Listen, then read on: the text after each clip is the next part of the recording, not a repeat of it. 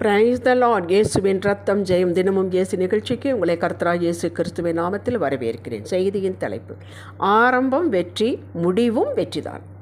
ஆதார வசனம் 1 கொரிந்தியர் 15:57-58 வசனங்கள். நம்முடைய கர்த்தராகிய இயேசு கிறிஸ்துவினால் நமக்கு ஜெயம் கொடுக்கிற தேவனுக்கு ஸ்தோத்திரம். ஆகையால் எனக்கு பிரியமான சகோதரரே, கர்த்தருக்குள் நீங்கள் படுகிற பிரயாசம் விருதாவாயிராதென்று அறிந்து நீங்கள் உறுதிப்பட்டவர்களாயும் அசையாதவர்களாயும் கர்த்தருடைய கிரியையிலே எப்பொழுதும் பெருகிறவர்களாயும் இருப்பீர்களாக. கிறிஸ்துவுக்குள் அன்பானவர்களே, மேற்கண்ட வசனங்களை 2 பகுதியாக பிரிக்கலாம்.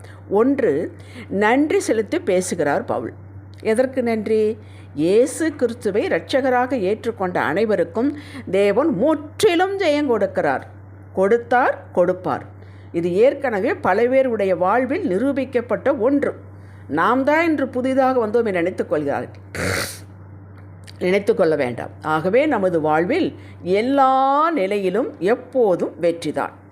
இது பிரகடனப்படுத்திய ஒன்று, நிரூபிக்கப்பட்ட ஒன்று. அப்போ உங்கள் வாழ்வில், என் வாழ்வில் அது நடக்கும். உடனே நம்முடைய இதையே இழுத்து கொண்டு வராதீர்கள். நான் இவ்வளவு வேதம் வாசிக்கலையே, நான் இப்படி ஜெபம் இல்லையே, நான் இவ்வளோ பயபக்தியாய், அதெல்லாம் விட்டுருங்க. அது ஓரமாக ஒதுக்கி வையுங்கள். அது நடக்கும், அது நம்ம செய்வோம். 2வது பகுதி, பவுல் நம்மை பார்த்து சொல்கிறார், கர்த்தருக்குள் நீங்கள் பட்ட பாடுகள், வேதனைகள், அவமானங்கள், நிந்தைகள், ஏமாற்றங்கள் ஒரு நாளும் வீணாக போவதில்லை. கர்த்தருக்காக நாம் தவறு செய்து படுகிற பாடல்ல. ஆலயத்துக்கு போனதினால், வேதம் வாசித்ததினால், சர்ச்சுக்கு போனதினால், நம்ம ரட்சிப்பு எடுத்ததினால், ஞானஸ்நானம் எடுத்ததினால், அவருக்காக நிற்பதினால், அவருக்காக வைராக்கியமாக இதை செய்ய வேண்டேன்னு சொன்னதினால் வருகக்கூடிய பாடுகள், அவமானங்கள், நிந்தைகள். நாம் எதுவுமே செய்யாமல் இவர்கள் கிறிஸ்துவர்கள் என்பதற்காகவே பிசாசு கொண்டு வருவான். அந்த பாடுகள் அது ஒன்றாவும் வீணாக போவதில்லை. ஆகையால் என்ன சொல்கிறார்? நீங்கள் உறுதியுள்ளவர்களாகிருங்கள், அசையாதவர்களாகிருங்கள் என்று நம்மளை பார்த்து சொல்லுகிறார். இதெல்லாம் வீணாக போகாது. நீங்கள் வீணாக போகுது நினைக்கிறீங்க, காலம் வீணாக போயிடுச்சு நினைக்கிறீங்க, பொருள் வீணாக போயிடுச்சு நினைக்கிறீங்க, ஒன்றும் வீணாக போகாது. அதனால் நீங்கள் அசையாதவர்களாகி உறுதியுள்ளவர்களாகி இருங்க என்கிறார். அப்படி இருக்க உங்களுக்கு பலன் உண்டாகட்டும் என்று ஆசீர்வதிக்கிறார். இப்படி இருக்க நம்மளுக்கு பலன் இருக்கிறது, அவருடைய கிருபை இருக்கிறது, தாங்கிக் கொள்ள கிருபை இருக்கிறது, சகித்து கொள்ள கிருபை இருக்கிறது. அந்த கிருபை விருதாவாக நம்ம ஆக்கக்கூடாது, வேஸ்ட் பண்ணக்கூடாது. 2 கொரிந்தியர் 2:14 வசனத்தை இன்னும் உறுதியாக சொல்கிறார், கிறிஸ்துவுக்குள் எப்பொழுதும் எங்களை வெற்றி சிறக்க பண்ணின தேவனுக்கு ஸ்தோத்திரம். பாருங்கள், எப்பொழுதும் வெற்றி சிறக்க பண்ணினார் என்று சொல்கிறார். எப்பொழுதும் என்றால் எப்பொழுதும் தான், எல்லாவற்றிலும் தான். தொடர் வெற்றியாக பகிரங்கமாக அறிவிக்கிறான். இப்படி உறுதிப்படுத்தின பவுல் இப்படியும் சொல்கிறான், யூதர்களாக 1 குறைய 40 அடியாக 5 தரம் அடிபட்டேன், 3 தரம் விலாறுகளால் அடிபட்டேன், 1 தரம் கல்லெறியுண்டேன், 3 தரம் கப்பற் சேதத்தில் இருந்தேன், கடலிலே ஒரு ராப்பகல் முழுவதும் போக்கினேன். ஏன்னா அப்படி சொல்லிட்டு இப்படி சொல்கிறார், எப்பொழுதும் வெற்றி சிறக்க பண்ணினேன்னு சொல்லிட்டு இவ்வளோ பாடுகள் சொல்கிறார். பாடுகள் உண்டு. பாடுகளுக்குள்ளே வெற்றி நுழைந்திருக்கிறது, அது மறைந்திருக்கிறது. பாடுகளுக்குள்ளே தோல்வி இல்லை, பாடுகளுக்குள்ளே நம்ம தொய்ந்து போவதில்லை, நம்முடைய அழிவு இல்லை. ஊன்ற கட்டவே வந்த பாடுகள் அவைகள் எல்லாம். 2 கொரிந்தியர் 2:44-30 வாசித்து பாருங்கள். தன்னுடைய இதையெல்லாம் சொல்லுகிறான். எப்பொழுதும் வெற்றி சிறக்க பண்ணின தேவன் என்று சொல்லிவிட்டு இவைகளை சொல்லுகிறான். அவன் பட்ட பாடுகளை பட்டியலிடுகிறான். அப்படி என்றால் என்ன? எப்பொழுதும் வெற்றி என்று தானே எனக்கு கேட்க தோன்றுகிறது. முரண்பாடாக இருக்கிறது. இல்லைங்க, இத்தனை பாடுகளும் வீணாய் போகவில்லை. ஐரோப்பா கண்டம் முழுவதும் சுற்றி திரிந்து சபைகளை ஸ்தாபித்தான். அந்த பாடுகள் எல்லாம் சபைகளாக மாறினது. ஏராளமான மக்கள் ரட்சிக்கப்பட்டார்கள். இன்று ஐரோப்பாவில் இத்தனை சபைகள் இருக்கிறது என்றால் அவன் விதைத்த விதைகள். அந்த விதைகள் விதைக்கும் பொழுது அவளுக்கு பாடுகள் உண்டு, சும்மா வராது. சுக்கு போட்ட பணியாரும் சும்மா வராது. இத்தனை பாடுகளையும் தேவன் லாபமாக மாற்றி கொடுத்தார். அவன் அதை விதைகளாக விதைத்தான். ரோமர் 8:28 இதை உறுதிப்படுத்தினார் பவுல். அன்றியும் அவருடைய தீர்மானத்தின்படி அழைக்கப்பட்டவர்களாய் தேவனிடத்தில் அன்பு கூறுகிறவர்களுக்கு சகலமும் நன்மைக்கு ஏதுவாக நடக்கிறது என்று அறிந்திருக்கிறோம். இந்த அறிவு நமக்கு வேணும். நாம் அழைக்கப்பட்டவர்கள், அவருடைய தீர்மானத்தின்படி அழைக்கப்பட்டவர்கள். தேவனிடத்தில் அன்பு கூறுகிறோம். எப்படி அன்பு கூறுகிறோம்? கீழ்ப்படுகிறோம். அப்படி கட்டளை கை கொள்ளுகிறோம். முடியாவிட்டாலும், தொய்ந்து போனாலும், அது ஃபெயிலாகி விட்டாலும் மறுபடியும் அவருடைய கற்பனைகளை கை கொள்ளுகிறோம். இப்படிப்பட்ட நம்மளுக்கு எல்லாமே நன்மைக்கு ஏதுவாக தான் மாற்றி கொடுப்பார். அவர் திருப்புகிற தேவன், சாபத்தை ஆசீர்வாதமாக திருப்புகிற மாற்றுகிற தேவன், தீமை நன்மையாக மாற்றுகிறவர், இரவை பகலாக்குகிறவர், இருளை வெளிச்சமாக்குகிற தேவன். அவர்தான் நம் உள்ளத்தில் இருக்கிறார். அப்படி எத்தனை பாடுகள் விந்தைகள் எதுவும் வந்தாலும் அவற்றை எல்லாம் வீணாக மாட்டார். நம்மளது எல்லாம் கெட்டு போனது, உடசல் எல்லாம் அவருடைய கையில் ஒப்பு கொடுத்து விடுங்கள். இதெல்லாம் கஷ்டப்பட்ட ஆண்டவரே, சிலது தப்பு செய்தேன், சிலது நான் தப்பே செய்யலை, ஆனாலும் வந்தது, அதையெல்லாம் அவரிடம் கொடுங்கள். அவர் மாற்றி தருவார். நம்பி கொடுங்கள். அவன் பட்ட பாடுகளை எடுத்துக்கொள்ளவில்லை. இவைகளை தேவராஜ்யத்தில் விதைத்தான். நாமும் அப்படித்தான் விதைக்க வேண்டும். விளைந்தன, நமக்கும் விளையும். அங்கு சபைகள் பெருகின, தேவ வசனம் விருத்தி அடைந்தது. நம்மை கொண்டு என்ன செய்ய வேண்டும் என்ற சித்தம் கொண்டிருக்கிறாரோ அதை கட்டாயம் செய்து முடிப்பார். உங்களையும் என்னையும் கொண்டு செய்வதற்கு பூமியில் சித்தம் கொண்டிருக்கிறார். நம்ம குடும்பம் மட்டுமல்ல, நம் குடும்ப வாழ்க்கை உண்டு. நாம் சிலர் என்ன சொல்கிறார்கள், சித்தம் என்று சொன்னாலே தேவனுடைய ஊழியம் என்று நினைக்கிறார்கள். இல்லை அன்பானவர்களே, சித்தம் என்று சொன்னாலே நம்முடைய வாழ்வு, நம்முடைய சுகம், நம்மளுடைய உலக பிரகாரமான வாழ்வு, குடும்ப வாழ்வு, இதை முன்னிலைக்கு தருகிறார். நிலைத்தாவிட்டால் எதற்கு ஒரு குடும்பத்தை உண்டாக்க வேண்டும், எதற்கு பூமியில் இத்தனை வைக்க வேண்டும், எதற்கு நீ சுகித்து வாழ்வாயாக என்று சொல்ல வேண்டும். நீங்கள் அப்படி எடுத்துக்கொள்ளாதீர்கள். எல்லாவற்றை சுகித்து வாழவே நம்மளுக்கு இப்படி வைத்திருக்கிறார். அன்று ஐரோப்பாவை சபைகள் பெருகினது போல நம்மை கொண்டு என்ன செய்ய வேண்டும் அது பெருகும். மக்கள் அந்த காலத்து சபைகளில் சேர்ந்தார்கள். இவைகளை பார்க்கும்போது பவுலுக்கு பாடுகள் இன்பமாயிருந்தது. அப்படித்தான் நமக்கும் அவ்வளோ பாடுபட்டோமே என்று நினைத்து, இவ்வளோ பாடுபட்டோமா, இவ்வளோ கஷ்டப்பட்டோமா என்று நினைத்து பார்த்து ஆச்சரியப்படும் அளவுக்கு நமக்கு இன்பமான ஒரு நிழலான ஒரு வாழ்க்கை வந்து கொண்டு இருக்கிறது. அதை நீங்கள் அதை நினைத்து இதை மறந்துவிட வேண்டும். பாடுகள் உண்டுதானே என்று சொன்னார். நாம் தனியாக பாடுபடுவதில்லைங்க. அவர் நம்ம கூட நிற்கிறார். அவர் கோலும் தடி நம்மளை தேற்றும். அப்படி கிருபை நம்மளை தாங்கும். கால் சறுக்குகிறது என்று சொல்லும்போது கிருபை தாங்குகிறது என்றெல்லாம் சங்கீதக்காரன் பாடுகிறார். அப்புறம் ஏன் பயந்து கொள்ள வேண்டும்? அந்த கிருபை கொண்டு வரும் நம்மளை. வெளியிலிருந்து பார்ப்பவர்களுக்கு இத்தனை பாடுகள், ஆனால் நமக்கு உள்ளே வந்து பாடுகள் மத்தியில் நாம் வாழ்வோம். அதுதான் கிறிஸ்தவ வாழ்க்கை. பாடுகள் மத்தியில் சந்தோஷமாக பாடுவோம். ஹல்லேலூயா. நல்ல போராட்டத்தை போராடினேன், ஓட்டத்தை முடித்தேன், விசுவாசத்தை காத்து கொண்டேன். இது முதல் நீதியின் கிரீடம் எனக்காக வைக்கப்பட்டிருக்கிறது. நீதியுள்ள நியாயாதிபதியாகிய கர்த்தர் அந்நாளிலே அதை எனக்கு தந்தருளுவார். எனக்கு மாத்திரம் அல்ல, அவர் பிரசன்னமாகுதலை விரும்பும் யாவருக்கும் அதை தந்தருளுவார். 2 தீமோத்தேயு 4:7-8. எப்படி சொன்னான்னு பார்த்தீங்களா? இத்தனை பாடுகள் பட்டவன் தான் எவ்வளவு உறுதியாக சொல்கிறார். ரட்சிப்பு என்ற வெற்றியில் ஆரம்பித்து நித்திய ஜீவன் என்ற வெற்றியில் நாம் முடிக்கிறோம். நடுவில் வரக்கூடியது நாம் மட்டும் அனுபவிப்பதில் அவரும் நம்மோடு தான் இருக்கிறார். அக்கினிகள் போட்டார்கள் 3 பேரை, சாத்ராக், மேஷாக், ஆபேத்நேகோ. அவர்கள் மட்டும் தனியாக இருந்தார்களா? இயேசு கூடவே இல்லையா? உலாவவில்லையா? 4வது நபர் உலாவுறார் என்று சொல்லவில்லையா? ஆழிக்குள் போட்டாலும் நான் இருப்பேன் என்று சொன்னாரே, அக்கினிக்குள் போட்டாலும் நான் இருப்பேன் என்று சொன்னாரே, அக்கினி உம்பேறு பற்றாது என்று சொன்னாரே, பொய் சொல்லிடுவாரா? இல்லை, அப்படியே நடத்துவார். அவர் வார்த்தை ஒன்று வீணாகாது. வானம் ஒழிந்து போகும், பூமி ஒழிந்து போகும், அவர் வார்த்தை வீணாவதில்லை, ஒழிவதில்லை. அந்த வார்த்தையை பிடித்து கொள்ளுங்கள்.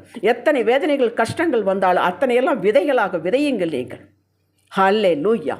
அத்தனையும் நன்மையாக மாற்றி கொடுப்பார். அதுதாங்க வெற்றி. நீதியே செய்யாமல் நீதிமான்களாய் மாற்றப்பட்டோம். ஆம், வெற்றியில் ஆரம்பித்தோம். இறுதியில் நீதியின் கிரீடம் பெறப்போகிறோம். வெற்றியில் நிறைவு செய்ய போகிறோம். இதற்கு இடையில் இந்த பிரயாணத்தில் நாம் தனியாக நடப்பதில்லை. திரும்ப திரும்ப வாய் விட்டு சொல்லிக் கொள்ளுங்கள், நான் வெற்றியில் ஆரம்பித்தேன், ரட்சிப்பில் ஆரம்பித்தேன், வெற்றியில் முடிப்பேன், ஓட்டத்தை முடிப்பேன். அது என்றோ ஒரு நாள் இருக்கிறது, அதை பற்றி கவலைப்பட வேண்டாம். எனக்கு நீதியின் கிரீடம் வைக்கப்பட்டிருக்கிறது. நித்திய ஜீவன் எனக்கு வெளிப்படும். இப்பொழுதே நித்திய ஜீவன் உங்களுக்குள் இருக்கிறது, அன்று அது வெளிப்படும். இதையெல்லாம் நீங்கள் வாய்விட்டு சொல்லுங்கள். ஆண்டவர் அவ்வளோ சந்தோஷப்படுவாங்க. அப்படியே இறங்கி வந்து கிரியை செய்வாங்க. தேவ ஆவியானவர் நம்முடன் இருக்கிறார். நான் உங்களை திக்கற்றவளாக விடேன், உங்களிடத்தில் வருவேன். நான் பிழைக்கிறபடியால் நீங்களும் பிழைப்பீர்கள். யோவான் 14:18-19 வாசியுங்கள். வேதம் வாசித்தால் மட்டும்தான் நமக்கு விசுவாசம் வரும், தைரியம் வரும். சும்மா இந்த மாதிரி செய்திகளை கேட்பது நல்லது. இந்த செய்திகளெல்லாம் உங்களை ஊக்குவிக்கிறது, உங்களை நேராக திருப்புகிறது. எதற்கு நேராக? வேதம் வாசிக்க வேண்டும், ஜெபிக்க வேண்டும், ஆராதிக்க வேண்டும், துதிக்க வேண்டும். இதற்கு நேராக அந்த செய்தி உங்களை திருப்பாவிட்டால் இது வேஸ்ட். என்னுடைய ஊழியம் வேஸ்ட். ஹல்லேலூயா. கர்த்தருடைய வாயை இதை சொல்லிற்று. எதை சொல்லிற்று? நான் பிழைக்கிறேன், நீ பிழைப்பாய். நான் கொடுக்கும் தண்ணீர் உனக்கு நித்திய ஜீவகாலமாக உனக்குள்ளே ஊறுகிட ஜீவ ஊற்றாக இருக்கும் என்று சொன்னார். எதை சொன்னார்? வார்த்தையை சொன்னார், ஆவியானவரை சொன்னார். இயேசு தோற்கவில்லைங்க, தோற்க வைக்க முடியாது. அவர் வெட்கப்பட்டு போகலைங்க, பிசாசு வெட்கப்பட்டு போனான். ஆகையால் நாம தோற்கப்பட்டு வெட்கப்பட்டு போவதற்கு இடமே இல்லை. அதற்காகவா சிலுவையில் அவர் மரித்தார், அத்தனை பாடுகளும் பட்டார்? அவர் ஜெயித்தார் என்றால் நாமும் ஜெயித்தோம். அவர் மகிமைப்பட்டார் என்றால் நாமும் மகிமைப்பட்டோம். கொலோசியர் 3:1-2 இது வாசித்து பாருங்கள். அவர் அந்த மகிமையான இடத்தை நமக்கும் கொடுத்திருக்கிறாருங்க. நம்மளை சாதாரணமாக வைக்கவில்லை. நீங்களும் நானும் சாதாரணமானவன் அல்ல. நீங்கள் சாதாரணமானவர்கள் என்று நினைக்கும் பொழுதுதான் உங்களுக்கு சோர்வு வருகிறது. ஞான பலம் உங்களுக்கு உண்டு. எழும்புங்கள். அவர் முடிவு வரையும் சதா காலங்களில் நம்மோடு இருக்கிறார். மத்தேயு 28:20 இதையெல்லாம் வாசித்து மனப்பாடம் பண்ணுறதுக்கல்ல, வாழ்க்கையில் ப்ராக்டிக்கலாக அப்ளை பண்ண வேண்டும். உங்கள் குடும்பத்தில் அப்ளை பண்ண வேண்டும். தினப்படி வாழ்க்கையில் அது வர வேண்டும். அந்த வார்த்தை இல்லாவிட்டால் வாழ்வு இல்லை. இவைகளெல்லாம் உள்ளத்தில் பதிவு செய்து கொள்ளுங்கள். அது மட்டுமா, பிதாவின் வலது வாரத்தில் அமர்ந்து கொண்டு நமக்காக பரிந்து பேசிக் கொண்டிருக்கிறார். எபிரேயர் 4:15-16 சதா காலமும் பரிந்து பேசிக் கொண்டிருக்கிறார். நமக்காக வழக்காடுகிறார். அப்பாயின்மெண்ட்டு நம்மளுக்கு பரலோகமே கொடுத்துருக்கிறது. யாராவது ஒருவர் சொல்லுங்க பார்க்க, எனக்காக வரமாட்டாங்களா? ஏங்குற மனுஷன் வருவதில்லை. பணம் இருந்தால் வருவான், பதவி இருந்தால் வருவான், அதிகாரம் இருந்தால் வருவான். ஆனால் என் தேவனோ நம் பாவியாக கிடக்கையிலே தேடி வந்தாரே. மக்களை அதை நினையுங்கள். ஒரு இடத்திலும் ஒருவரிடத்திலும் நம்மை அவர் விட்டு கொடுக்க மாட்டார். நஷ்டங்கள் தோல்விகள் போல இருப்பவைகளை மனதளவில் ஏற்றுக்கொள்ளாதீர்கள். அது எப்படிங்க நஷ்டம் தோல்வி வந்தால் ஏற்றுக்கொள்ளாமல் இருக்கிறது? ஆமாம், ஏற்றுக்கொள்ளாதீர்கள். வந்ததே அது வாட்டுக்கு வரும், அது வாட்டுக்கு போகும். நீங்கள் ஏற்றுக்கொள்ளாது. இது அல்ல உங்கள் வாழ்வு. இன்று இருப்பது புலம்பிக் கொண்டு இருப்பது அல்ல உங்கள் வாழ்வு. நல்ல வாழ்வை நோக்கி நீ நடந்து கொண்டிருக்க, நல்ல வாழ்வு உங்களை நோக்கி வந்து கொண்டிருக்கிறது. நாம் எதையாவது ஏற்றுக்கொண்டால் தான் அது நம்முடையதாகும். அவமானத்தை ஏற்றுக்கொண்டால் தான், அவங்க சொன்ன வார்த்தைகள் இப்படியெல்லாம் பேசுகிறாங்களே, ஏற்றுக்கொண்டால் தான் அது நம்முடையதாக. ஏற்றுக்கொள்ளாதீர்கள். அதுவல்ல நீங்கள். இவைகளெல்லாம் வெற்றியின் நன்மையாக மாற்றி தருவார். பாதை கரடுமுடாக இருந்தாலும், ஏது நடவாமல் தோல்விதான் என்று பிசாசு காதில் ஓதினாலும் ஏற்றுக்கொள்ளாதீர்கள். ஜெய கிறிஸ்து உங்களுக்குள்ளே இருக்கிறார். நீங்களும் நாளும் வெற்றியை டிக்ளேர் பண்ணின கட்சியோடு இணைந்திருக்கிறோம். இந்த நிலைமை இப்படியே தாங்க இருக்கிறது. சத்தியமெல்லாம் சூப்பர் தான், செய்தியெல்லாம் சூப்பர் தான், ப்ராக்டிக்கல் வாழ் இப்படி இல்லையே என்று தோல்விகளுக்கு கை கொடுக்காதீர்கள். அப்படித்தான் இருக்கும். இதையெல்லாம் மாயை, கடந்து போகக்கூடியது, தற்காலிகமானது. துணை போகாதீர்கள். இதனோடு சலித்து கொள்ளாதீர்கள், பெருமூச்சு விடாதீர்கள். இதை நீங்கள் நீக்கிவிட்டு தள்ளிவிட்டு, என்னை அழைத்த தேவன் உண்மையுள்ளவர், அவர் உயிரோடு இருக்கிறார், என்னோடு இருக்கிறார், என் காலங்கள் அவருடைய கையில் இருக்கிறது. பிசாசோ வேறெந்த தீய சக்தியோ என் வாழ்வை தொட முடியாது, என் வாழ்வை நிர்ணயிக்க முடியாது, என் ஓட்டத்தை மாற்ற முடியாது என்று வாய்விட்டு சொல்லுங்கள். விடுதலை, வெற்றி எந்த வினாடி வந்து கொண்டிருக்கிறது என்று நினையுங்கள். ஜெயம் உங்களுடையது. யோசேப்பு 17 வயதில் குழியில் தள்ளப்பட்டான். என்ன பாவம் செய்தான்? யோசித்து பாருங்கள். அவனுக்கு வந்த பாடுகளை நினைத்து பாருங்கள். அந்த சின்ன பிள்ளை என்ன செய்து? தகப்பனுடைய சொல் கேட்டு கீழ்ப்படிந்த அண்ணன்மார்களை போய் பார்க்கத்தானே போனது. 20 வெள்ளிக்காசுக்கு விற்கப்பட்டானே, சிறையில் அடைபட்டானே செய்யாத குற்றத்திற்காக.